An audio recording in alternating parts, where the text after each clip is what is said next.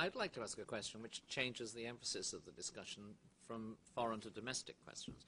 I mentioned at the beginning that you were, to some extent, heterodox as a neoconservative, at least in American and Washington's terms. And that's particularly noticeable in your book when you discuss multiculturalism and immigration, which you regard, so to speak, jointly as being very serious challenges to the West and to individual countries in the West. This is something in which there's a huge debate on immigration at the moment in the United States, and I think it's fair to say that most neoconservatives are rather strongly in favor of very liberal immigration policies, including, if you count the president as a neoconservative, including President Bush.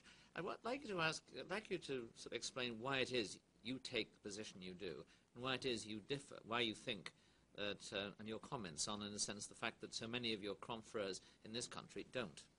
Yeah, I mean, I regard the borders issue to be, I always explain that one of the very few sort of absolutely basic things, apart from defence of the nation, that is the responsibility of a government, is the defence of its borders and the protection of its borders.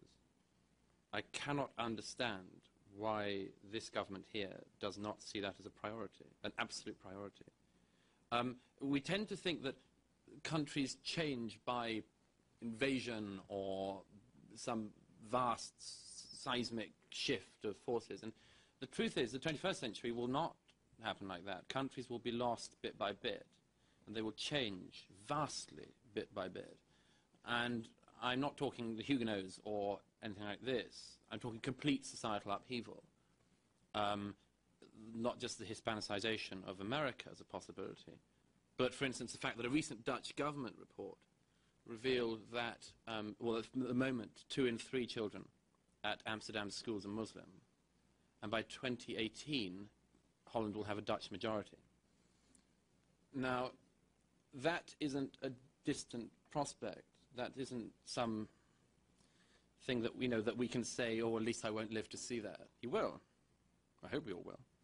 And it's the same with America. And my great fear on this one is that the borders issue, which I think some neoconservatives see it as a liberalization issue. I don't, because I see societies that slowly change from societies that are less free.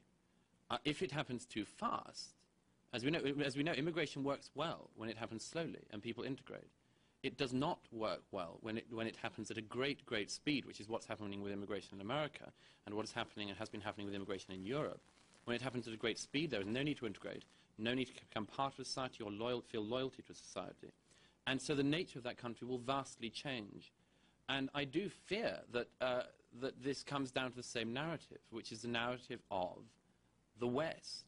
I was thinking, Bruce Bauer, I'm sure you read his recent book, While Europe Slept, a superb book, and one of the things that comes out of reading that again is that the question of our time is, I mean, it was okay for him, 10 years ago, to decide he wanted to go and live in Europe, although to then find out that Europe wasn't the Europe he thought it was. But where will you go next?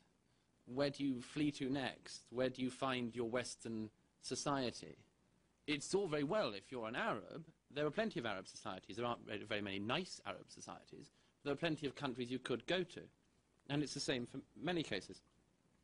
But in 50 years from now, if the demographics in Europe go the way that people think they are, and if America continues to have such porous borders, can we honestly say that the Western civilization, the Western tradition will still be upheld? I don't think so.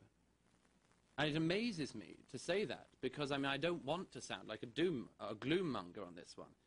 But if anyone can seriously explain where the West will be, where it will be practiced, other than, as I say, a kind of one of a set of lifestyle options, then I'd like to know what the positive side of it is. And that's why the border issue is of such